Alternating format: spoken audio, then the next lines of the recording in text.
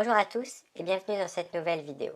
Aujourd'hui, je vous propose de continuer notre série sur l'inspiration et l'interprétation de la Bible.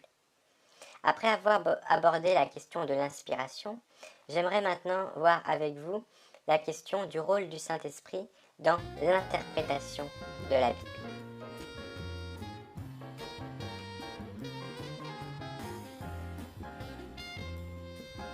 Lorsque nous étudions les Écritures, nous voyons qu'il est question de l'esprit et l'intelligence. Ce sont deux facultés qu'il faut prendre en considération. Et à mon avis, l'un des grands dangers est justement d'en privilégier l'une au détriment de l'autre. Dans ce cas-là, nous pouvons tomber dans deux extrêmes possibles. Le premier extrême est ce que j'appellerais l'intellectualisme, c'est-à-dire que nous privilégions uniquement l'intelligence en mettant complètement de côté l'esprit, c'est-à-dire la vie réelle avec Dieu. Dans ce cas-là, la théologie n'est qu'une discipline intellectuelle parmi d'autres, et nous n'avons pas forcément de réelle relation avec Dieu. Nous pouvons voir cela chez certains théologiens, puisqu'il existe même des théologiens athées. Alors, cela surprend toujours les personnes quand j'en parle, ou du moins la première fois qu'ils en entendent parler. Mais oui, il existe bien des gens qui font de la théologie et qui pourtant ne croient pas réellement en Dieu. Pour eux, finalement, la théologie ne se résume qu'à une forme de philosophie contemporaine. A l'inverse, il y a aussi beaucoup de croyants, notamment dans le monde évangélique, qui privilégient uniquement la relation entre guillemets avec l'esprit au détriment total de l'intelligence. Pour eux, ils ont même un certain anti-intellectualisme. Plusieurs historiens évangéliques, comme Mark Noll, ont d'ailleurs travaillé là-dessus. Pour eux, tout ce qui vient de l'intelligence est mauvais ou suspect au moins. Et ils sont très critiques vis-à-vis par exemple des gens qui font des études. Au contraire, selon eux, tout doit être révélé par l'esprit. Il me semble que cette vision n'est pas non plus biblique et peut conduire d'ailleurs à de graves excès. J'aimerais donc tout d'abord revenir sur ce qu'est la notion biblique de vérité. Il me semble que dans la Bible, la vérité est indissociable, n'est pas une simple connaissance intellectuelle, un simple raisonnement, mais est indissociable d'une vie pratique. Déjà, la vérité, c'est avant tout une personne, puisque Jésus dit « Je suis la vérité ».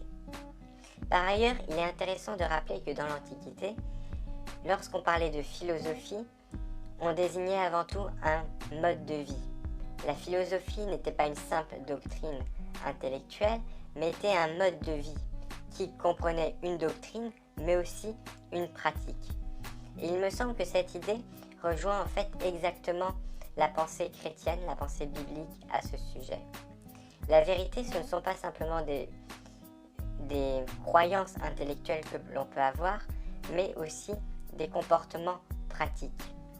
On peut croire des bonnes choses, mais si nous ne les mettons pas en pratique, nous ne différons pas de ceux qui ne croient pas.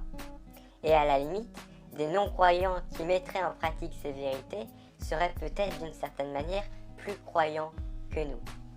Le deuxième point que j'aimerais souligner, c'est qu'il me semble que certains croyants, à tort, se servent de versets, comme par exemple celui où Jésus nous dit que l'Esprit nous conduira dans toute la vérité, pour estimer qu'ils n'ont plus besoin de réellement étudier les Écritures, mais que tout leur serait un peu révélé, tout tomberait du ciel. Et du coup, ils sont très critiques envers tous ceux justement qui font des études, qui prennent le temps de travailler sur la Bible. Cette attitude me paraît être à la fois fausse et dangereuse. Fausse tout d'abord parce qu'elle, à mon avis, méconnaît le rôle du Saint-Esprit.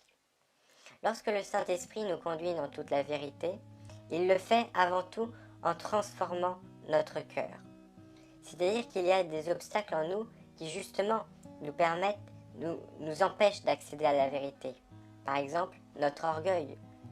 Il est dur lorsque, par exemple, on a toujours cru quelque chose, de changer d'avis, parce qu'on a l'impression qu'on perd une partie de nous-mêmes, ou on doit reconnaître qu'on a tort. Et la meilleure façon de changer d'avis, c'est justement d'être assez humble pour reconnaître nos erreurs. Or, cette humilité, c'est justement grâce au travail du Saint-Esprit qu'elle peut venir. Le deuxième point, c'est qu'une telle idée encouragerait l'individualisme.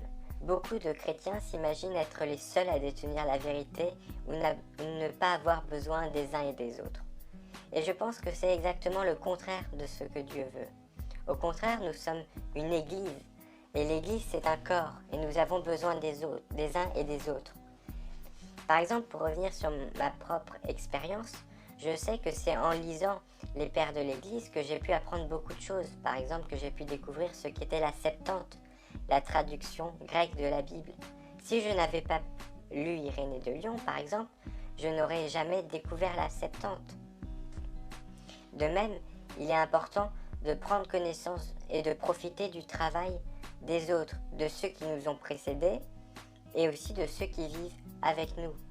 L'Église est vraiment quelque chose de corporatif et il ne faut pas s'enfermer dans l'individualisme. En conclusion de cette vidéo, j'aimerais revenir sur les quelques points clés que je souhaitais vous partager. La première, c'est l'action du Saint-Esprit. Je pense que quand le Saint-Esprit agit dans nos vies, ce n'est pas en premier lieu pour nous révéler des sortes de vérités intellectuelles, mais avant tout pour nous transformer. Et c'est cette transformation de notre comportement qui nous permettra de mieux approcher la vérité. Le deuxième point, c'est que cette vérité n'est justement pas que une somme de connaissances intellectuelles. C'est aussi une pratique. Et les deux ne peuvent pas être séparés. C'est pour cela que je trouve que le rapprochement avec la philosophie antique est très pertinent. Aujourd'hui, lorsque l'on parle de philosophie, on pense souvent à des raisonnements abstraits. Alors qu'au contraire, dans l'Antiquité, lorsqu'on parlait de philosophie, c'était avant tout un mode de vie.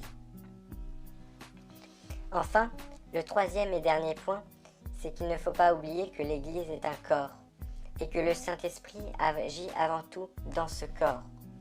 Et nous avons donc besoin des uns et des autres et il ne faut pas nous enfermer dans l'individualisme. Au contraire, il faut être en connexion avec les chrétiens de notre époque, mais aussi avec les générations qui nous ont précédés.